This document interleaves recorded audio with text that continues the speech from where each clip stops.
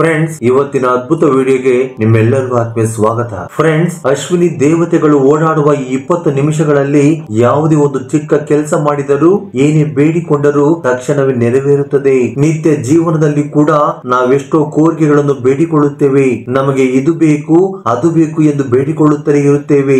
ನಮ್ಮೆಲ್ಲ ಸಮಸ್ಯೆಗಳು ಪರಿಹಾರವಾಗಬೇಕೆಂದು ಬೇಡಿಕೊಳ್ಳುತ್ತಲೇ ಇರುತ್ತೇವೆ. ಅಸಲಿಗೆ ಆ ಕೋರಿಕೆಗಳನ್ನು ನಾವು ಯಾವ ಸಮಯದಲ್ಲಿ ಬೇಡಿಕೊಳ್ಳಬೇಕು, ಸಮಸ್ಯೆಗಳು ಪರಿಹಾರವಾಗಬೇಕೆಂದು ನಾವು ಯಾವಾಗ ಅಂದುಕೊಳ್ಳಬೇಕು, ಯಾವ ಸಮಯದಲ್ಲಿ ನಮ್ಮ ಬಯಕೆಗಳನ್ನು ಬೇಡಿಕೊಂಡರೆ ಅವು ಈಡೇರುತ್ತವೆ, ನಾವು ಯಾವಾಗ ಅಂದುಕೊಳ್ಳಬೇಕು, ಯಾವ ಸಮಯದಲ್ಲಿ ನಮ್ಮ ಬಯಕೆಗಳು ಈಡೇರಬೇಕೆಂದು ಬೇಡಿಕೊಂಡರೆ ಅವು ನೆರವೇರುತ್ತವೆ, ಹಾಗೆಯೇ ಯಾವ ಸಮಯದಲ್ಲಿ ಬೇಡಿಕೊಂಡರೆ ನಿಮ್ಮ ಸಮಸ್ಯೆಗಳು ದೂರವಾಗುತ್ತವೆ ಅನ್ನೋ ವಿಷಯಗಳ ಬಗ್ಗೆ ಇವತ್ತಿನ ವಿಡಿಯೋದಲ್ಲಿ ಪೂರ್ತಿಯಾಗಿ ತಿಳಿದುಕೊಳ್ಳೋಣ ಬನ್ನಿ.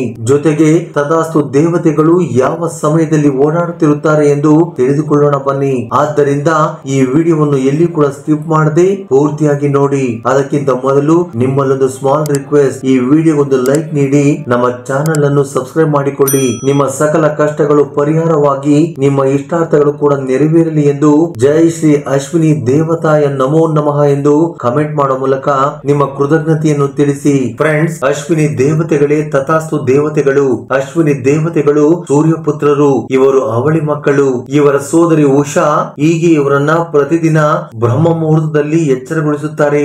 ಆ ನಂತರ ಅವರು ರಥವನ್ನು ಏರಿ ಅವರ ಸೋದರಿ ಉಷಳನ್ನು ಮುಂದೆ ಕೂರಿಸಿಕೊಂಡು ಪೂರ್ವ ದಿಕ್ಕಿನಿಂದ ಪಶ್ಚಿಮ ದಿಕ್ಕಿನ ಕಡೆ ಪ್ರಯಾಣ ಬೆಳೆಸುತ್ತಾರೆ. ಇನ್ನು ಇವರು ಪ್ರಯಾಣ ಬೆಳೆಸುತ್ತಿರುವ ರಥದ ಹೆಸರು ಹಿರಣ್ಯ ವರ್ಧಾಂತ, ಅಂದರೆ ಅಸ್ತು. ಅಸ್ತು ಎಂದರೆ ನೆರವೇರಬೇಕು ಎಂದು ಅರ್ಥ.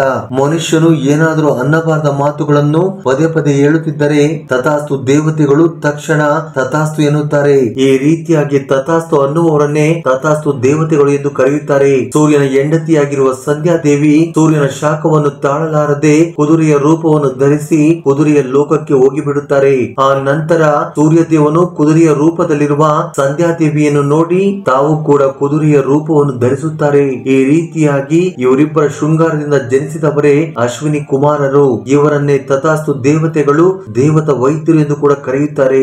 ಅಶ್ವಿನಿ ದೇವತೆಗಳು ಯಾವಾಗಲೂ ಬಂಗಾರದ ರಥದ ಮೇಲೆ ಪ್ರಯಾಣ ಮಾಡುತ್ತಾರೆ. ಇವರು ತುಂಬಾ ವೇಗವಾಗಿ ಪ್ರಯಾಣ ಮಾಡುತ್ತಾ ಇರುತ್ತಾರೆ. ಹೋಗುವ ಮಾರ್ಗದಲ್ಲಿ ತಥಾಸ್ತು ಎನ್ನುವ ವೇದ ಮಂತ್ರಗಳನ್ನು ಪಠಿಸುತ್ತಾ ಹೋಗುತ್ತಿರುತ್ತಾರೆ. ಯಜ್ಞ ಯಾಗಾದಿಗಳು ನಡೆಯುವ ಸ್ಥಳದಲ್ಲಿ ಇವರು ಹೆಚ್ಚಾಗಿ ಸಂಚಾರ ಮಾಡುತ್ತಿರುತ್ತಾರೆ.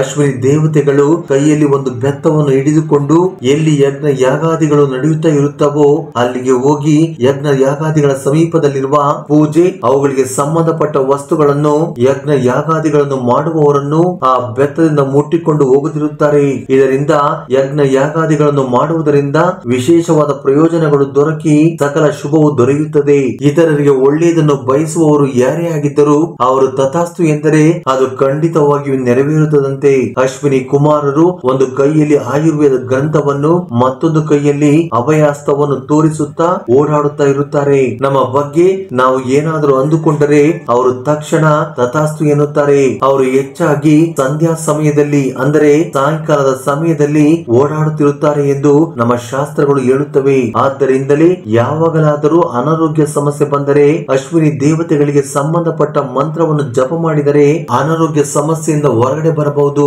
ಈ ಅಶ್ವಿನಿ ದೇವತೆಗಳು ಎಷ್ಟೋ ಸಾರಿ ಆರೋಗ್ಯ ಸಮಸ್ಯೆ ಇದ್ದವರ ಆಹ್ವಾನದ ಮೇರೆಗೆ ಬಂದು ಶಸ್ತ್ರಚಿಕಿತ್ಸೆಯನ್ನ ಮಾಡಿರುವಂತೆ ಪುರಾಣಗಳಲ್ಲಿ ವರ್ಣನೆ ಮಾಡಲಾಗಿದೆ. ಅದೇ ರೀತಿ ಅಶ್ವಿನಿ ಕುಮಾರರು ಒಂದು ಪ್ರತ್ಯೇಕವಾದ ಸಮಯದಲ್ಲಿ ಭೂಲೋಕಕ್ಕೆ ಬಂದು ಎಲ್ಲಾ ಕಡೆಯಲ್ಲೂ ಕೂಡ ಓಡಾಡುತ್ತಿರುತ್ತಾರೆ.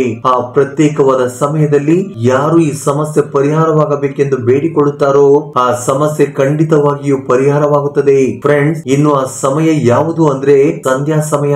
ಅದನ್ನೇ ಪ್ರದೋಷ ಸಮಯ ಎಂದು ಕೂಡ ಕರೆಯುತ್ತಾರೆ. ಪ್ರತಿದಿನ ನೀವು ಪಂಚಾಂಗವನ್ನು ನೋಡುತ್ತಾ ಇದ್ದರೆ ಅದರಲ್ಲಿ ಸೂರ್ಯೋದಯ ಮತ್ತು ಸೂರ್ಯಾಸ್ತದ ಸಮಯವಿರುತ್ತದೆ. ಸೂರ್ಯಾಸ್ತವಾಗುವ ಸಮಯದ 20 ನಿಮಿಷಗಳ ಮೊದಲು ತುಂಬಾ ಮಂದಿ ಆ ಸಮಯದಲ್ಲಿ ದೀಪವನ್ನ ಬೆಳಗುತ್ತಿರುತ್ತಾರೆ. ಪ್ರತಿದಿನ ನಾವು ಪಂಚಾಂಗವನ್ನು ನೋಡಿದಾಗ ಅಲ್ಲಿ ನಿಮಗೆ ಸೂರ್ಯಾಸ್ತದ ಸಮಯ ಕಾಣಿಸುತ್ತದೆ. ತುಂಬಾ ಮಂದಿ ಅದೇ ಸಮಯದಲ್ಲಿ ನಿಮ್ಮ ಮನಸ್ಸಿನಲ್ಲಿ ಯಾವುದೇ ಕೋರಿಕೆಯನ್ನು ಕೋರಿಕೊಳ್ಳುತ್ತೀರೋ ಅದು ಅಶ್ವಿನಿ ದೇವತೆಗಳಿಗೆ ಕೇಳಿಸುತ್ತದೆ. ಶ್ರೀ ಚಕ್ರೇಶ್ವರಿ ಜ್ಯೋತಿಷ್ಯ ಪೀಠಂ. ನಿಮ್ಮ ಸಮಸ್ಯೆ ಏನೇ ಇರಲಿ ಚಿಂತಿಸಬೇಡಿ, ಈಗಲೇ ಕರೆ ಮಾಡಿ ಪರಿಹಾರವನ್ನ ಪಡೆದುಕೊಳ್ಳಿ. ಪ್ರೇಮ ವೈಫಲ್ಯ, ಗಂಡ ಹೆಂಡತಿ ಗುಪ್ತ ಸಮಸ್ಯೆ, ಇಷ್ಟಪಟ್ಟವರ ಜೊತೆ ಮದುವೆ, ಮಕ್ಕಳು ನಿಮ್ಮ ಮಾತು ಕೇಳುವಂತಾಗಲು, ನಿಮ್ಮ ಜೀವನದ ಕಠಿಣ ಹಾಗೂ ಗುಪ್ತ ಸಮಸ್ಯೆಗಳಿಗೆ ನಮ್ಮಲ್ಲಿ 2 ದಿನದಲ್ಲಿ ಗುಪ್ತ ರೀತಿಯಲ್ಲಿ ಪರಿಹಾರ ಶತಸಿದ್ಧ. ಪಂಡಿತ್ ಕಾಳಿದಾಸ ಗುರುಜಿ. ಹೆಚ್ಚಿನ ಮಾಹಿತಿಗಾಗಿ ಹಿಂದೆ ಸಂಪರ್ಕಿಸಿ 8722221062. ಅವರು ಅಗಾಧವಾದ ಭಕ್ತಿಯಿಂದ ಶಕ್ತಿಯಿಂದ ಭೂಲೋಕದಲ್ಲಿ ಸಂಚಾರ ಮಾಡುತ್ತಿರುವುದರಿಂದ ನಿಮಗೆ ಏನಾದರೂ ಸಮಸ್ಯೆ ಇದ್ದರೆ ನಮಗೆ ಈ ಸಮಸ್ಯೆ ಪರಿಹಾರವಾಗಬೇಕೆಂದು ಮನಸ್ಸಿನಲ್ಲಿ ಸಂಕಲ್ಪ ಮಾಡಿಕೊಂಡು ಓಂ ಶ್ರೀ ಅಶ್ವಿನಿ ನಮಃ ಎಂದು ಮಂತ್ರವನ್ನು ನಿಮ್ಮ ಮನಸ್ಸಿನಲ್ಲಿ ಸಂಧ್ಯಾ ಕಾಲದಲ್ಲಿ ಜಪಿಸಿದರೆ ಆ ಅಶ್ವಿನಿ ದೇವತೆಗಳು ಭೂಲೋಕ ಸಂಚಾರಕ್ಕೆ ಬಂದು ನಿಮ್ಮ ಕೋರಿಕೆಯನ್ನು ಕೇಳುತ್ತಾರೆ, ಹಾಗೆಯೇ ನಿಮ್ಮ ಸಮಸ್ಯೆಗಳನ್ನು ಕೂಡ ಕೇಳುತ್ತಾರೆ. ಆದ್ದರಿಂದ ನಿಮಗೆ ಎಂತ ಸಮಸ್ಯೆ ಇದ್ದರೂ ಕೂಡ ಆ ಸಮಸ್ಯೆ ಪರಿಹಾರವಾಗುತ್ತದೆ, ಜೊತೆಗೆ ನಿಮ್ಮ ಕೋರಿಕೆಗಳು ಕೂಡ ನೆರವೇರುತ್ತವೆ. ಆದ್ದರಿಂದ ಪ್ರತಿಯೊಬ್ಬರು ತಪ್ಪದೆ ಸೂರ್ಯಾಸ್ತಕ್ಕೂ ಮೊದಲಿನ 20 ನಿಮಿಷದ ಸಮಯವನ್ನ ತಪ್ಪದೆ ಸದುಪಯೋಗ ಮಾಡಿಕೊಳ್ಳಿ. ಒಂದು ವೇಳೆ ನೀವು ಮಂತ್ರ ಜಪವನ್ನು ಮಾಡದೆ ಹೋದರೂ ಕೇವಲ ಕೋರಿಕೆಯನ್ನಾದರೂ ಕೂಡ ಕೇಳಿಕೊಳ್ಳಿ. ಮುಖ್ಯವಾಗಿ ಆ ಸಮಯದಲ್ಲಿ ಕೆಟ್ಟ ಮಾತುಗಳನ್ನು ಆಡಬೇಡಿ. ಆ ಸಮಯದಲ್ಲಿ ನೀವು ಯಾರನ್ನಾದರೂ ಬೈದರೆ ಅದು ಖಂಡಿತವಾಗಿಯೂ ಆಗುತ್ತದೆ. ಆ ಸಮಯದಲ್ಲಿ ಧನ ಪರವಾಗಿರಲಿ ಅಥವಾ ಆರೋಗ್ಯ ಪರವಾಗಿರಲಿ ಕೆಟ್ಟ ಮಾತುಗಳನ್ನು ಆಡಬೇಡಿ. ಈ ಸಂಧ್ಯಾ ಸಮಯದಲ್ಲಿ ನಮ್ಮ ಕಷ್ಟಗಳು ದೂರವಾಗಲಿ, ನಮ್ಮ ಇಷ್ಟಾರ್ಥಗಳು ನೆರವೇರಲಿ ಎಂದು ಆ ಭಗವಂತನನ್ನ ಮನಸಾರೆ ಬೇಡಿಕೊಳ್ಳಿ. ಅವು ಖಂಡಿತವಾಗಿಯೂ ನೆರವೇರುತ್ತವೆ. ಒಂದು ವೇಳೆ ಆ ಸಮಯದಲ್ಲಿ ನಮ್ಮ ಬಳಿ ಧನವಿದ್ದರೂ ಕೂಡ ಇಲ್ಲ ಅಂದುಕೊಂಡರೆ ಅದು ಇಲ್ಲದಂತೆ ಆಗುತ್ತದಂತೆ. ನಮ್ಮ ಬಗ್ಗೆ ಆಗಿರಲಿ ಇತರರ ಬಗ್ಗೆ ಆಗಿರಲಿ ಒಳ್ಳೆಯದನ್ನೇ ಮಾತನಾಡಿಕೊಳ್ಳಬೇಕು. ಅದನ್ನ ಬಿಟ್ಟು ಕೆಟ್ಟ ಮಾತುಗಳನ್ನು ಆಡಬಾರದು. ಇನ್ನೊಬ್ಬರಿಗೆ ಹಾನಿ ಮಾಡದೆ ನಿಸ್ವಾರ್ಥದಿಂದ ಬೇಡಿಕೊಂಡರೆ ಅಂತಹ ಕೆಲಸಗಳಿಗೆ ತಥಾಸ್ತು ದೇವತೆಗಳು ತಥಾಸ್ತು ಎನ್ನುತ್ತಿರುತ್ತಾರೆ. ಹಾಗೆ ಇತರರ ಬಗ್ಗೆ ಆಗಲಿ ನಮ್ಮ ಬಗ್ಗೆ ಆಗಲಿ ಕೆಟ್ಟ ಮಾತುಗಳನ್ನು ಮಾತನಾಡಬಾರದು. ಯಾವಾಗಲೂ ಒಳ್ಳೆಯದನ್ನೇ ಮಾತನಾಡುತ್ತಾ ಒಳ್ಳೆಯದನ್ನೇ ಬಯಸಬೇಕೆಂದು ನಮ್ಮ ಪುರಾಣಗಳು ಹೇಳುತ್ತವೆ. ಸಂಧ್ಯಾ ಸಮಯದ ಕಾಲದಲ್ಲಿ ನಾವು ಒಳ್ಳೆಯ ಕೆಲಸಗಳನ್ನು ಮಾಡುತ್ತಿದ್ದರೆ ತಥಾಸ್ತು ದೇವತೆಗಳು ತಥಾಸ್ತು ಎನ್ನುತ್ತಾರೆ. ಆರೋಗ್ಯವಾಗಿ ಇದ್ದುಕೊಂಡು ನಾವು ಅನಾರೋಗ್ಯದಿಂದ ಇದ್ದೇವೆ ಎಂದುಕೊಂಡರೆ ತಥಾಸ್ತು ದೇವತೆಗಳು ತಥಾಸ್ತು ಎನ್ನುತ್ತಾರೆ. ಸ್ಥಿತಿಗತಿಗಳ ಬಗ್ಗೆ ಅಸತ್ಯಗಳು ಅವಾಸ್ತವವಾಗಿ ಮಾತನಾಡುವುದು ಒಳ್ಳೆಯದಲ್ಲ. ಕೆಟ್ಟ ವಿಷಯಗಳಲ್ಲೂ ಕೂಡ ಇದೇ ಆಗುತ್ತದೆ. ಇತರರಿಗೆ ಕೆಟ್ಟದ್ದು ಆಗುತ್ತದೆ ಏನೋ ಅಂದುಕೊಳ್ಳುವುದು ಅಥವಾ ನಮಗೆ ಕೆಟ್ಟದ್ದು ಆಗುತ್ತದೋ ಏನೋ ಅಂದುಕೊಳ್ಳುವುದು ತಥಾಸ್ತು ದೇವತೆಗಳ ಪ್ರಭಾವದಿಂದ ಅದು ಫಲಿಸುತ್ತದೆ. ವೈದ್ಯ ಶಾಸ್ತ್ರಗಳಿಗೆ ಅಧಿಪತಿಯಾಗಿರುವ ಈ ದೇವತೆಗಳು ಬಲಗೈಯಲ್ಲಿ ಅಭಯ ಮುದ್ರೆ, ಎಡಗೈಯಲ್ಲಿ ಆಯುರ್ವೇದ ಗ್ರಂಥಗಳು, ಬಲಭಾಗದಲ್ಲಿ ಮೃತ ಸಂಜೀವಿನಿ ಐಶ್ವರ್ಯಕರಣಿಯ ರೀತಿಯ ಔಷಧಿಗಳು, ಎಡಗೈಯಲ್ಲಿ ಮೃತ ಕಳಶವನ್ನ ಹಿಡಿದುಕೊಂಡು ಸಂಪತ್ತನ್ನ ಹೊಂದಿರುತ್ತಾರೆ ಎಂದು ಪುರಾಣ ಶಾಸ್ತ್ರಗಳು ಹೇಳುತ್ತವೆ. ಶ್ರೀ ಚಕ್ರೇಶ್ವರಿ ಜ್ಯೋತಿಷ್ಯ ಪೀಠಂ.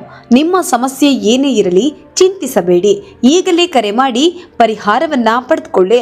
ಪ್ರೇಮ ವೈಫಲ್ಯ, ಗಂಡ ಹೆಂಡತಿ ಗುಪ್ತ ಸಮಸ್ಯೆ, ಇಷ್ಟಪಟ್ಟವರ ಜೊತೆ ಮದುವೆ, ಮಕ್ಕಳು ನಿಮ್ಮ ಮಾತು ಕೇಳುವಂತಾಗಲು, ನಿಮ್ಮ ಜೀವನದ ಕಠಿಣ ಹಾಗೂ ಗುಪ್ತ ಸಮಸ್ಯೆಗಳಿಗೆ ನಮ್ಮಲ್ಲಿ 2 ದಿನದಲ್ಲಿ ಗುಪ್ತ ರೀತಿಯಲ್ಲಿ ಪರಿಹಾರ ಶತಸಿದ್ಧ.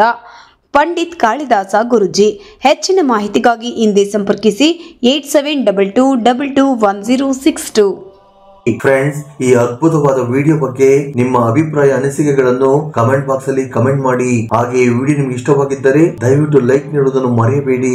ಜೈ ಶ್ರೀ ಕೃಷ್ಣ ವಾಸುದೇವ. ಧನ್ಯವಾದಗಳು.